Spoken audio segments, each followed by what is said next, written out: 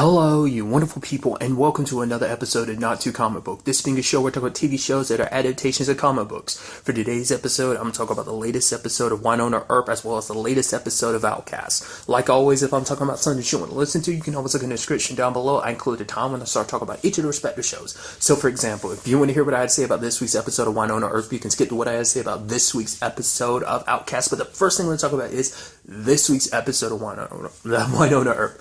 A lot of things went down in this episode. Let's break it down bit by bit. So basically, a lady named Kevin shows up who's basically like, oh yeah, like I'm one of the guardians / watchers over this whole situation. Normally we're not allowed to interfere, but then there's like the men folk. They don't want you to have the weapon. I'm like, come on, we need to do this because like, if we don't, everything's kind of screwed. So it's kind of interesting because at first I was wondering about that. It's like, oh, it seems like you're kind of in the same category as Juan Carlo. Like, is he one of you? Turns out he's kind of something else entirely. We'll get to that when we get to it. But yeah, I thought that was so interesting because I was like, oh, so you can't do the whole interfering. Like, you can give advice, but you have to point them in the right direction. You can't give too much away just because you can't directly interfere. Then there's the whole Wynonna and Charlie thing, which is so sad because it's like the whole, like, he wants to be there and help. And she's even calling him needy and stuff, which I guess I can see that. But at the same time, it's just because, you know, Wynonna's in a very conflicted situation she's in. There's the whole dog situation. There's a situation like the apocalypse is going. She lost her gun, so she doesn't have a weapon in this fight. So there's a lot going on, and she can't really be dealing with the whole Charlie thing. But for Charlie, it's become more than just like he really likes her, and he's just like, oh wait, there's no time for innuendos, and just like this little like sly, sexy talk between us, you know. And it's like, after everything I've done for you, I just want to know where we stand. But she's like, we'll figure it out later, and just, you know, let's put this on pause. And he's like, yeah, I guess it would be better to put this on pause because it's like, because if the conversation kept going, it probably would have been some stuff they didn't want said. In particular, he wouldn't want to hear her say, and she wouldn't want to say. And it's just like, yeah, it's better to leave us where we are right now, and then we can pick up later, which sadly she won't get that chance. I was kind of wondering if that was going to be the case. I was just like, oh, that sucks. It sucks because the choice was taken out of Wynonna's hands. So, anyway, like I said, to get to that when I get to it. So, breaking everything else down, it turns out the main weapon is Bulshar's arm, but the only person who can get it is whoever goes in there in the mine and gets it. Well, Waverly decides she's going to join up with Wynonna to get it. Turns out it's connected to a revenant named Clint, who has a very interesting story because he's one-armed Clint. And then you have like Wynonna being like, damn, two-armed Clint, because now he has Bulshar's arm. And I love it. It's almost like this like weird, jokey horror movie because it's like, they can't touch him because he's radioactive. And then, like, Wynonna is limping him away, and it's like, man, you can see him far in the background walking super slow. It's like, we're so lucky that he's super slow. And it's just like I said, it's almost like this horror movie, like being chased by the monster, but you have no defense against it, and it's moving extremely slow. I just thought that was kind of a nice bit. And then they decide to go to the Gardner house because it's so nearby. And who did they run into? Mercedes. Oh my God, Mercedes, your face. And she's like, I know. And look at you, Wynonna. You looking less pregnant. It's like, and Wynonna's like, we're all doing great, aren't we? I love that. But when the time came, like, that was pretty dope. Like, Waverly used Bulshar's arm, the ring, to control the arm. Because it's so interesting because it's like every time we turn around, it seems like there's more and more she can do with it. One instance, she has superhuman strength. Another point, she's burning a revenant's face, which we don't know if Home Dude's still alive or not. I mean, what she did might have been enough to actually kill him. Might show you just how powerful those rings are. Which might screw them over in the end, considering they have to kill all the revenants and send them back to hell. I doubt he's like dead. He's probably just like severely mangled. I mean, we might see him pop up later on with a severely, permanently messed up face because of what Waverly did. Nevertheless. But now it's like it controls Bulshar's arm. It's like, well, of course, Bulshar's arm was on it, but it's like, with everything that's kind of coming up, it's like, no, we're just seeing different abilities that this ring can give her. And it's like, and I love it. She's like, oh, I'm controlling it like a Wii. It's like, I'm really good at Wii. And she's spinning and everything. And just, that's pretty freaking dope. And she makes him choke himself with the arm. It's hard to say what actually killed him because it looked like he was choking himself while also dying from radiation.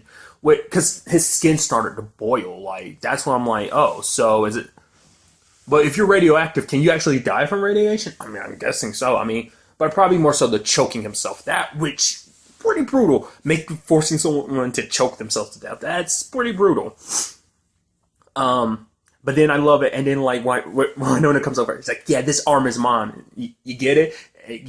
And Waverly's like, yeah, because he was in the mine. High five. And he high five. I'm like, I love how amazing. Oh, they're so good together. I just love this show never taking itself too seriously. I love that about it.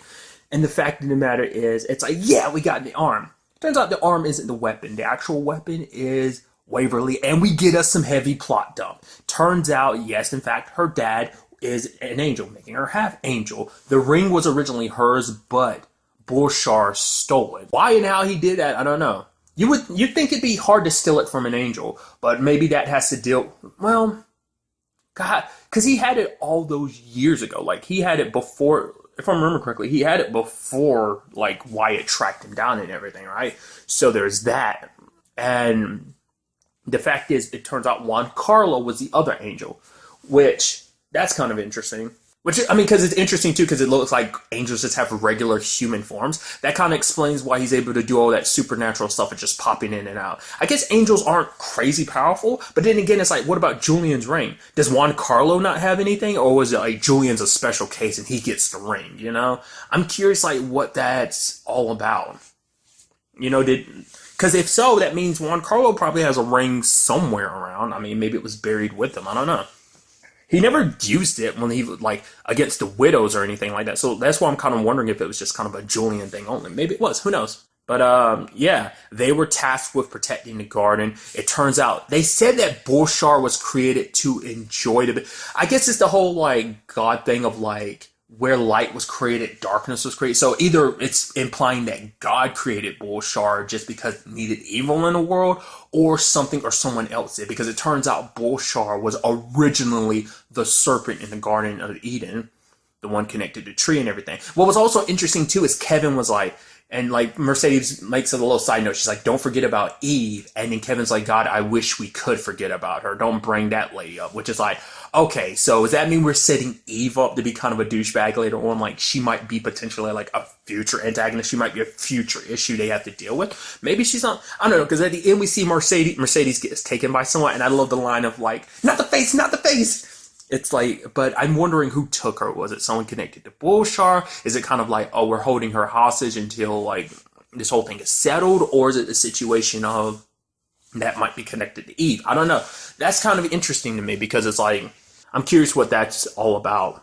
But yeah, because it all stems back to like because it's also interesting too because they said like we were supposed to, it was meant to keep him captured, but we failed, and not just hold him back. I'm assuming they're referencing Bulshar in the journal. Was the fact is basically all other evil. So I'm guessing that's not just about the garden. Well, we know the garden is here in Purgatory, but I guess that has to deal with the whole Ghost River Triangle in general. Like, I guess that was like their last line of defense to keep everything that came out that was supposed to be held back being running loose in the Ghost River. But what about supernatural things outside of the Ghost River, like the vampires that came at the beginning of the season? So that begs the question of like, is that a representation? Like, was the Ghost River Triangle not created until much later, like before like Pandora's box essentially opened? And will this have anything to do with Pandora's box? Did it open and it release all the evil in the world, and then the Ghost River Triangle came up to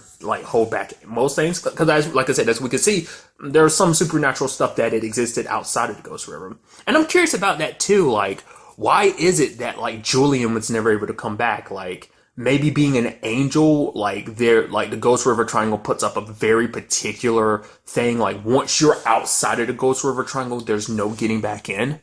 You know, especially when you're something that supernatural and something potentially that powerful, is what I'm thinking. Because I'm trying to think in retrospect, because even Juan Carlo never left the Ghost River Triangle. Because when the time came, like when he was trying to stop Doc in season 1, and return him to the fight, like, he had stopped Doc right before the edge of the Ghost River Triangle, so that kind of keeps in line with that when you actually think about it. So, crazy thing to unpackage, especially because this is all going to go down on the blood eclipse or the pledge moon, which is apparently tomorrow, which also makes me wonder, like, is next week's episode the season finale? Because it's only supposed to be 11 episodes. From what one episode listing thing I saw was only 11 episodes. Usually there's a listing I look at, it's like, oh yeah, it usually tells you ahead of time. So I'm wondering, is it supposed to be 12 this season, or is it a little shorter? Like, what's going on in that regard? So, and that's something to kind of keep in the back of my mind. I did also like that whole thing between Bobo and Robin. That was kind of interesting because Robin's letting him listen to music, and maybe listening to the jazz kind of made, with his brain kind of scattered like it is now, that jazz was able to kind of bring Robert more to the front rather than Bobo, so maybe, I don't know, that's kind of interesting, I think. But then on the other side of things, we had Nicole and Doc. I like that whole exchange because Doc was like, yeah, he's going through his transformation. He wants to help her with the whole Maeve situation. Maeve is the one who had the journal. She recorded like stuff for Juan Carlo, but also wrote in books herself. But yeah, like, let's go check it out. But then like Doc is like, here's my guns because if I ever like slip, you put me down. And then she's like, no, where I got it covered. She has wooden bullets. And so I like that exchange of her being like, thanks. And Doc being like, no. Thank you. Like, if I ever lose control like that, I'd rather, like, know it's a friend putting me down type of thing. Like, I trust you to be the one to do it. Turns out Maeve's situation is very sad. From when she first popped up in that, like, flashback, when Bobo was trying to piece things together, I didn't realize she was supposed to be a teenager until, like, we get into the whole thing of, like, oh, yeah, like she doesn't get the boys or booze and stuff like that. So it's like, oh, so you really were a teenager when you died. It's like, oh, when you look at the Crucible and stuff like that, it isn't too surprising. But basically, she was burned at the stakes because she kept to herself. She didn't really talk to men. Maybe that's why she didn't really talk to men, because she was kind of shy. And I mean, especially that time period, it's like if a woman was very like, oh, with a man, maybe it was kind of frowned. Well, not maybe, definitely was frowned upon. So it's kind of like, maybe that's why she kept a lot of that reserved. I mean, also because she was a teenager, so she probably never was with someone when she died. So that kind of sucks, your entire life. And being burned at the stake. And because she was burned at the stake, because it turns out she is a witch, because apparently she's Gretchen and Maddie's distant ancestor, which is interesting. And Doc says in line too, like, no one escapes purgatory. It's like, if you have a connection to purgatory, you're going to come back in some shape or form. Either you're going to be here your entire life, like a lot of the families were, like Waverly has, or you end up getting drawn back, like Doc and like Wynonna and Nicole did, so that's kind of an interesting thing. But basically Maeve possesses Nicole's body because she wants a body. She's trying to trick Doc into killing her so she can get the body, but he's fighting, he's resisting his urges. Calls in Jeremy. Jeremy's still pissed about the whole you biting Robin thing, but if it's for Nicole's sake, which that turn of events is interesting. What I found very interesting that never gets brought up again is the fact is that when Maeve went inside of Jeremy's body, she's like, ew, like it's all itchy. She needs someone that's purely human, which goes, wait, so what the hell is Roman? I mean, we know Jeremy's got like metal in his body or something like that. Is that what that's supposed to represent? Because like the metal in his body kind of messes with him? Or is that supposed to mean like BBD did some stuff to him too? That there's something like little bits and pieces of Jeremy's past kind of get thrown in there. So it makes you go, okay, there's a lot more to waiting to unveil about him. So is he not 100% human? Whatever the case, which does kind of say a lot, because that means the fact is that she's in Nicole's body goes like, okay, so Nicole's 100% human, because obviously she has some connection and all that. She's the only survivor of Bullshar's massacre, but maybe that's just because she was lucky, but you kind of feel like there might be more to that. Or maybe it's, I thought maybe there was something connected, her and Bullshar. The ring kept following her, but the ring was getting to Nicole because it couldn't directly go to Waverly. I think it needed like a third party to pass it on to put it in Waverly's hands, essentially, So maybe her being what she is, like, kind of puts this protective field around her where, I don't know, once again, I still think that's the biggest reason why she was able to fight that thing in season 2 off that possessed her at the end of season 1, why she could fight it so long, because she wasn't just a regular human. Her half angel side was kind of fighting it, which I still think is such a fascinating thing. Like, they don't bring it up too much. I don't think they've ever really referenced that being the reason why that happens, but you can extrapolate that being the reason. I just like that, going hand in hand, but nevertheless. What was interesting though is when it was all said and done, Maeve tried to burn the house down. There was also this note too, really quickly, that the fact of the matter is all the townsfolk have been a lot of the townsfolk have been leaving, almost like they know in some shape or form, like, yeah, something's coming to Purgatory and it's not good. Because even Gretchen left, so it's kind of like, yeah, she hightailed it out here because she knew what was coming. But on top of all of that, like the house burned down, Charlie ends up being the people wanted to be. I was thinking like, oh man, what's going to suck is Charlie's going to save you guys. He's going to get inside of the house and then he's going to die and Maeve's going to possess his body. I thought that's what's going to happen. Turns out not the case at all. Doc kills him. Now, the question then becomes, because even Nicole's like, okay, Maeve, you got your body. Now wake him up. But no, she doesn't. Charlie stays dead. So it's like, okay, the Fire Witch is gone. Which is interesting because they end up being different things because like, wasn't Gretchen was she the Iron or Stone Witch? No, Constance was the Stone Witch, right? I think Gretchen was the Iron Witch. We know Maddie was the blacksmith. There's also that sword. I wonder what that sword's supposed to do. Remember that sword that Juan Carlo had when he was there with Boba? I was like, is that supposed to have been Peacemaker before it was Peacemaker? Was that what that's supposed to be? Because they know that Wyatt was on his way. Like, or did he always have Peacemaker? Well, because apparently all that and like Maeve dying was before, like a couple days before like Bolshar was killed. So, but you have like a Nicole threatening. Going back to it, I'm assuming that weapon's something else entirely, maybe. But when it's all said and done, like Nicole is like, I was the last person that you had ties to on this team, and the fact of the matter is you crossed this line. Now if I see you again, I'll kill you. Like, because everyone on the team is already still pissed, and Waverly's probably still in the middle. Wynonna's kind of very conflicted, but like after what Doc did, like that team is no longer going to support. But when he's walking away, he's smiling. So, one of two things. I immediately go, okay, so Maeve possessed his body in that time frame, I'm assuming, and possessed him to do that because he was able to fight at any other time, you know, or, you know, maybe Maeve was lying about the fact is that she needed a different body. Maybe when he eats people, it makes his body live long enough for it to, like, once blood is kind of circulating, like fresh blood is in his system, maybe his body is hospitable for Maeve. Potentially. I don't know. That's what that sinister smile makes me think. Or that's supposed to be representative of the fact is that now Doc is going full-blown bad guy. Maybe it has something to do with the fact is that he ate Charlie, you know, because also, like, you know, by killing Charlie, he knows that's going to break Wynonna's heart, and so that just kind of breaks Doc in some shape or form, you know? Because the fact of the matter is we don't see Kate really having to deal with that. I mean, to be fair, we've kind of only seen, like, one example of her feeding habit, and Kate's not around anymore because she up and left just because of the complexity of the love triangle situation, love square situation of her, Charlie, Doc, and Wynonna's more so the love triangle, but then Charlie kind of adds his own angle to, you know, the whole thing. So there's that. So I'm very interested to see what that is all about.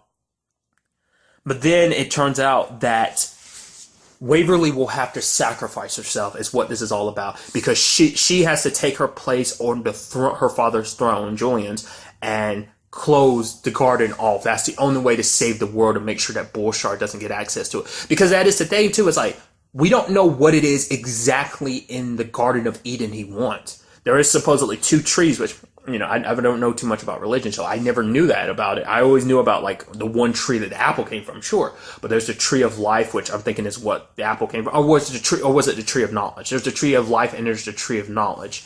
So I'm assuming maybe the tree of life, because once you kind of deal with that, then you spread death and destruction, and mayhem is kind of what he wants to do. So I'm assuming that's what that's all about, but maybe not. So we still kind of unclear what he wants exactly in the Garden of Eden. But Waverly can close the door by sacrificing herself, and she'll turn to stone. I guess that's supposed to be like her life will be the lock needed. Because I was wondering if it was supposed to be like her as an angel popping onto the throne. Because I'm wondering, is she going to turn to stone because it's going to take all her angel side, and that's going to take all of her life with it? Because couldn't Julian do that without an issue? I mean, I think it's because Julian's a full angel. Because she's only half angel, maybe that's why she'll turn to stone. Or maybe it would do that even to someone like Julian or Juan Carlo. Because it's like, at no point in time did any of you do that. I mean, I guess that just means that Julian is higher up. Maybe he's kind of like an archangel type of thing. Like, I don't know. Like, why him and not Juan Carlo? Once again, he has a ring and everything, so maybe that just makes him special, who knows. So, but Wynonna's not happy about that. And even Waverly's less happy about that because, like, who wants to give up their life? But, like, Kevin's calling them selfish and stuff like that. I expected more of you. Your dad would be disappointing you, blah, blah, blah, trying to guilt trip her. But at the same time, it's like, you're asking someone to sacrifice themselves, no matter even if it's for the good. Like, you're dropping this on such short notice, especially because things are supposed to be going down tomorrow. It's like, give someone a break about having to sacrifice themselves. But it's like, oh, everyone should be so effortless about it. But it's like, why? For Wynonna, it's like, no, I've literally sacrificed over and over and over again because of this whole damn Earp curse. And the fact is, you're telling me I'm supposed to sacrifice the person I care about most, the person that kept me going through all the bad shit, all the terrible things, like having to give up her own daughter. All of that is terrible, and now you're telling me to chip away the last little bit of me. It's like, because she's like, it can't be this. There has to be a different way because my destiny cannot be this cruel that it literally takes any and everything away from me until I have nothing.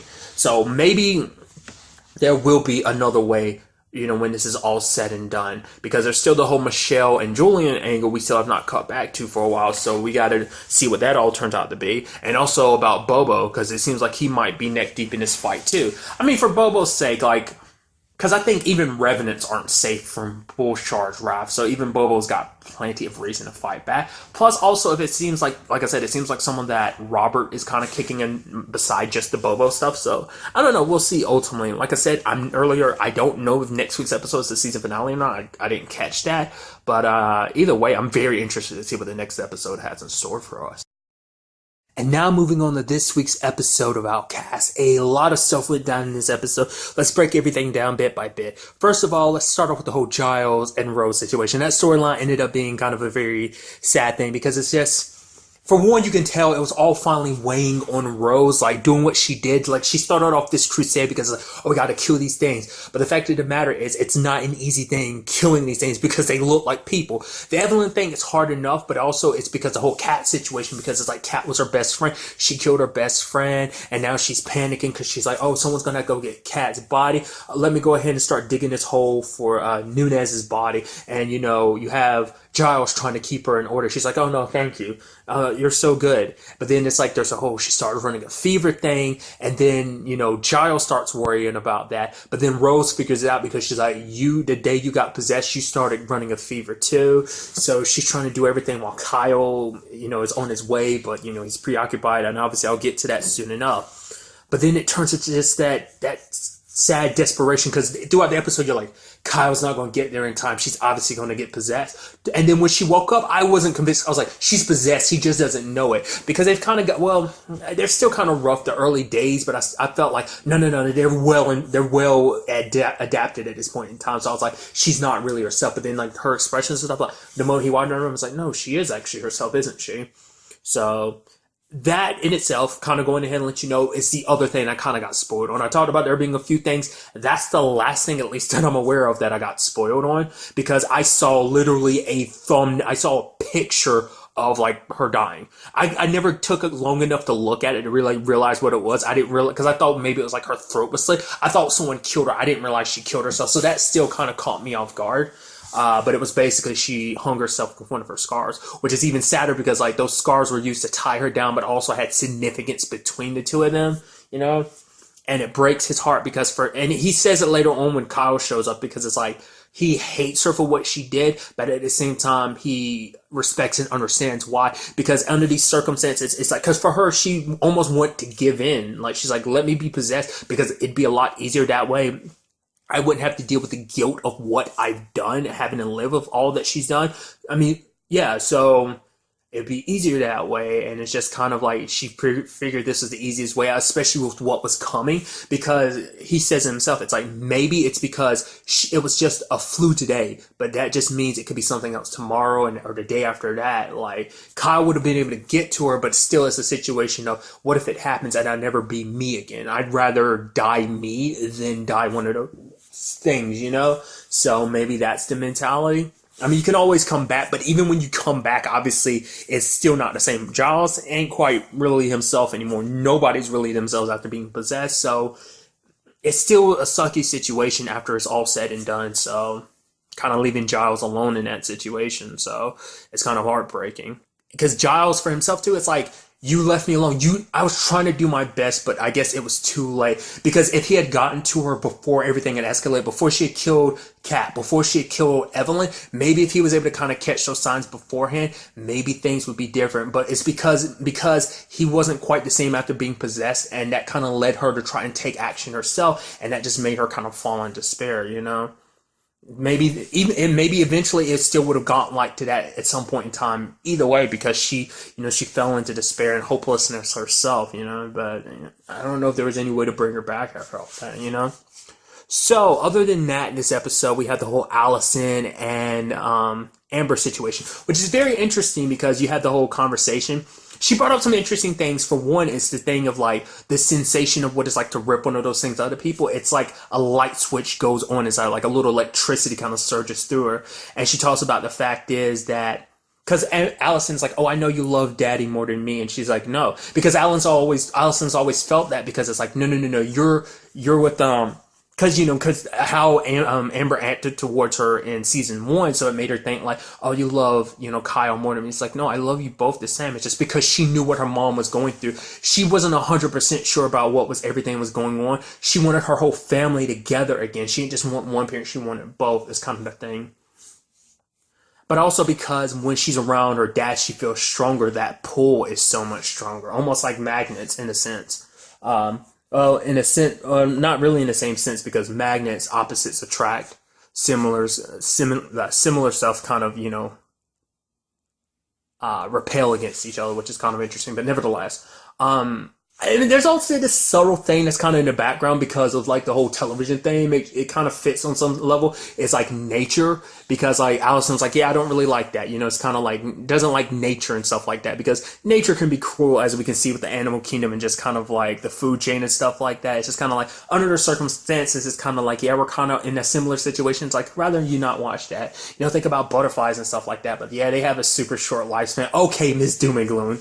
I like that. But what I find interesting is that it seems like they're gone at the end of the episode when Bob returns. Like, it seemed like Amber had opened the door. It sounded like someone like housekeeping or whatever, but we still don't know who grabbed them. It might be someone connected to Simon, Kyle's dad, because he might have done that because it's like, no, you think your family's safe far away from you. It's like, no, for one, it's about getting Amber closer to him, but it's also about protecting Allison, and like they're stronger with you. Or that could be something else entirely. I don't feel like, well, cause we know that Amber falls into Blake's whole situation, so that might be tying into that. I mean, to be fair, because she is a beacon, there's always going to be people looking at her after her anyway. So someone else could have been possessed and like came to find her, or maybe it's a situation of like they ended up getting away and they're just on a run. Who knows? It could be either or with that.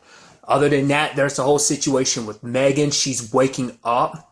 So, because she was drugged up, she didn't hear the whole situation about Blake. Like, because that was a whispered conversation between him and the lady who's died. And Dakota walks in and she's like, what the hell? She's like, that lady tried to take my baby. It's like, oh, why she try to take your baby? Oh, is your baby evil or something? It's like, what are you talking about? What did she find out about your baby? And Megan's like, what are you talking about? You're the one that sent me here. You're the one that said that you understood my situation, blah, blah, blah, blah, blah. Then it comes out about Blake, and it's just kind of like, oh, wow, how could you bring him here and stuff like that? They learned this from Anderson. And then comes the very interesting part. This is basically like a rapture group. And it gets confirmed in this episode. I forgot who it was that said it exactly. Sydney said it. Finally confirms what we've always wondered. Once you're like purified or released from those things, there's no ever it's kind of like the TV show Van Helsing. I think I made a comparison. Once you are turned human again in that show, there's no going back. You can never become a vampire again. And so that ends up being the thing in this series. Like, I guess it's kind of a thought process, like, because Dakota has a marking on her back from the person who saved her. So maybe the same could probably apply to everyone. Maybe the people that Kyle saved too, you can honestly say there's a mark on their bodies too. Maybe it's just not visible. But there's always like an invisible mark that repels those things. So once you're purified, there's no going back, So when the time comes, when this apocalypse, when this merge happens, the rest of the world's going to get possessed except for them. And it's like, I'm trying to save as many as possible for this holy war that's going to come. That basically it's like the world needs to be Armageddon is coming. We need to, like, you know, it's like the world needs to start over. And it's like, really? You're just going to stay here and be okay with everything. And then when the time comes, you're going to let the world fend for itself. What about them? It's kind of like, don't you think the world needs to be better off kind of starting over? It's like, no, I don't think that's the right way. I mean, because at the same time, it's kind of like you're putting yourself above anyone else. It's almost like your lives are more important just because you were in a fortunate situation to be saved. You know, I guess they think that's divine intervention or something like that. I don't know. You know, it's kind of crazy that that's what this is about. You thought, because I thought this was I mean, I guess it still kind of falls under that category of like, oh, this being some kind of like, you know, army, you know. So obviously we do still know that, you know, obviously we find out in the episode that Simon is kind of like the head of everything. So the question is like, what is Simon's whole deal? Is he gathering up an army to fight when it's all said and done? When the merge happens, that's when the real battle begins, because there's probably is no stopping the merge at this point in time. Like, things have just progressed too much. Like, it was something that was always going to happen, like probably since the beginning of the time. It's slowly been surely like I said, because Sydney brought it up last episode, they've been on this planet for a very long time. But the question is, like, you know, Helen tried to make things go speed up faster 30 years ago. So this merge thing has probably been like a preordained situation. But now it's like the veils between both worlds has slowly chipped away, and now like we're at the point where it's like, oh yeah, the merge is going to happen. People are trying to escalate it, but no, maybe there's still kind of like some behind the scenes stuff that's escalating it. But either way, you had Sydney almost getting away, but then you had Anderson shooting him in a leg. And there was this interesting line from Sydney where he was basically like, Anderson, you don't need me to get in your head to do the wrong thing, because you always manage to do it nonetheless. Well, because it turns out Anderson wasn't important to all of this. He was just a means to an end. The only way to get Kyle there was to get Anderson there. So he was just kind of being used yet again. And it's just kind of like, man, Anderson can't catch a break. All he is just kind of a tool in all of this. Which I'm going to tie that all in with what happens with Kyle. Because obviously Kyle gets jumped by Blake. And Blake is beating on him because Blake's trying to find out how Kyle fits in all of this, because he sees the vision of Kyle closing the gates, but then it's like, no, the one really behind this is Amber. So that's what makes me wonder, is Blake the one behind that? Right? I kind of feel like if Blake was behind that, he would have been the one to directly do it. So either someone came to attack him, or maybe Simon stepped in and sent someone there, or maybe Simon like came to save them at the time. I don't know. Like, you know, like I said, maybe the whole thought process is to get the whole family reunited. So I don't know, because 3 of them would be better than just 2 or 1, you know. So with all 3 of them together, those beacons will shine even brighter. And it took me, and I'll finish up my thought. Kyle shows up in time, but only in time for Anderson to kill Sydney, which is kind of crazy to think like this big baddie is now dead. Because for him, he didn't care, because as long as he outlived, like, you know, what he did is all that matters. Even if he dies, it's okay. So for him, also, I know I'm also skipping over the fact is that fight Kyle had with Blake was like crazy. I also love taking part. Like, he didn't wrap the cuffs around his hand. He just put like his hand in one of the cuffs, punched Blake a couple times, and he had to stop because it would hurt his hand. The tossing around and just the punching and stuff like that. Like I said, it's either because he's not getting a good enough grip on Blake for a long period of time or what. But it's just like the thing inside of him is not coming out. Like I said, it's probably more so just like, no, you just don't have the time to get it out of him. But the thing is, like, why is Amber so important in all of this? I guess it's because, I don't know. Is it that she's coming into her powers a lot sooner than Kyle? Is it because she's like the purest form of what they are? Like, what's up with her? What makes her so special? Because, you know, it seems like whatever you are is just kind of always there. It just takes the right circumstances to reveal what you are. Like, it's never like something that just happens the older you get. Because it seems like Amber's going through this a lot sooner than Kyle did. Like, it took a while before Kyle's situation with his mom really kicked in. But it's like, I'm sure the moment you're born, it really kicks in. And it just, you don't know it's activated until, like, you have to use it at one point in time. So it's like, what is so special about Amber? You know, like, what, because, you know, it's like, okay, you would understand, like, if it was Kyle. But, you know, what about Amber is so special? Like, I don't know. It's very interesting. Maybe it's a combination of her being whatever she is, like part whatever Kyle is, part normal human like her mom. That kind of makes her special in that regard. Because it seems like this is all going to be like it seems more so like it's not even Kyle that's at the forefront of it. At the very least, it seems like she's the one, like she's the destined child type of thing. And maybe Kyle is supposed to protect her long enough for her to get older, to get stronger, to get more powerful, to be able to do what she needs to do. Like she may be the key to stopping this merge, which currently, once again, we still have no idea where she is.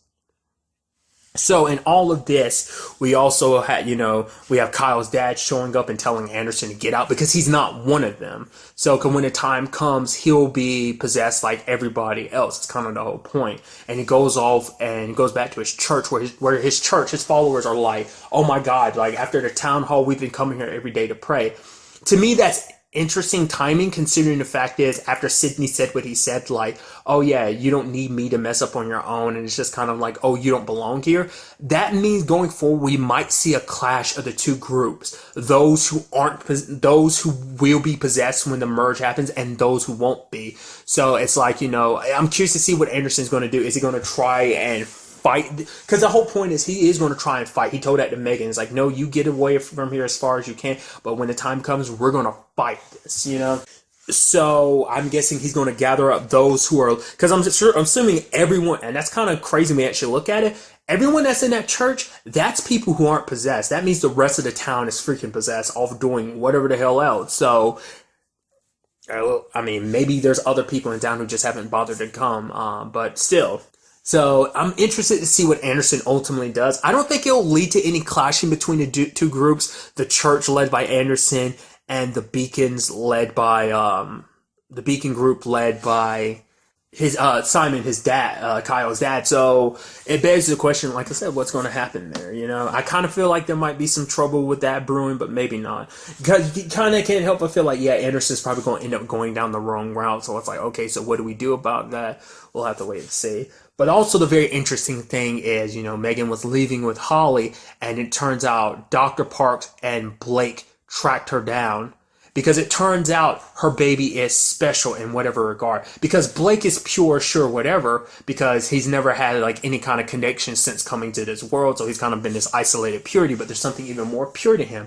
What's inside of Megan? Because that thing inside of her, when she was pregnant, when she was possessed, and whatever it was kind of seeped into the baby's system. So there's something there. Like, it makes you wonder, does it kind of have like an outcast thing going on itself, but instead it's more like, what I mean is the fact is that it was born in this world. Because the way the outcast situation makes me think, once again, still hasn't really been explained, makes me think one of those things from that world came over and had a bloodline situation of its own, hence why Kyle and his dad and Amber can do what they can do, because it's a bloodline thing, Maybe it's not that complicated. Like, I feel like they still haven't answered what that whole situation is, but maybe kind of have a similar vein, but instead of coming over from the other world, it's one of those things kind of born in this world. So maybe even if it doesn't apply to Kyle's family, maybe it kind of applies to what's happening to Megan, like her baby being a special case. It'd be kind of interesting if we ended up making like the dual side of things, whereas Megan's child is the key to everything for those creatures, and Amber is the key to destroying all those creatures,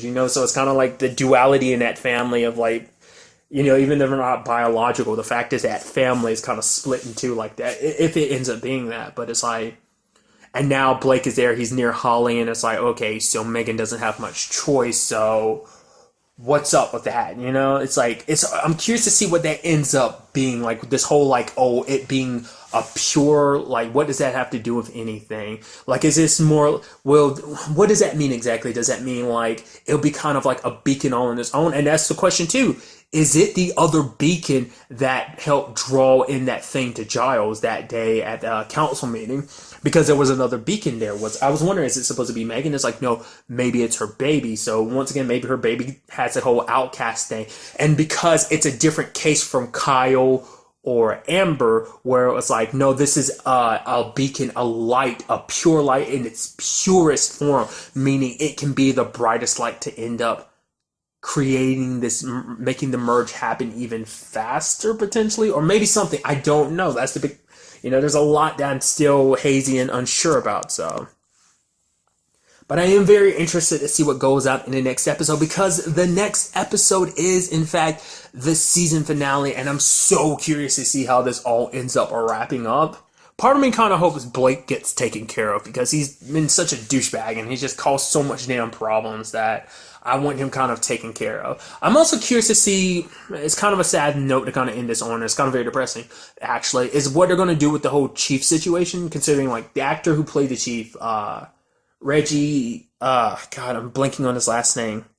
The actor passed away. Like, the only reason why I know that, I knew about it, like, when I was, like, when season 2 started premiering, but the reason why I didn't really talk about it because it was depressing, but also because that actor was in Luke Cage season 2, and that's how I found out about him passing away. I've never looked into it, like, you know, it is what it is, but, it's very sad. I don't think I've ever talked about this. The first movie I ever saw that actor in, I've seen him in a couple things, like he was in the SWAT movie, but the first thing I ever saw him in was Pootie Tang, where he played, wasn't it Dirty Bastard was his character's name? That was the first movie I ever saw that actor in, and I was just kind of like, you know. So that's why I'm just kind of like, I don't know what they're planning, like whether there's something inside the show, just like, you know, so it's like, I don't know, you know, that'd probably be something that would probably be more so kind of handled later on, even more so, but that was just kind of something I was curious to see, you know, where the whole situation with Chief Giles would kind of stand going forward, so.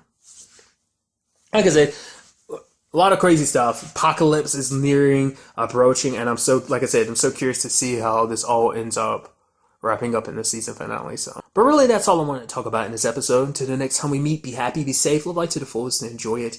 Good day and good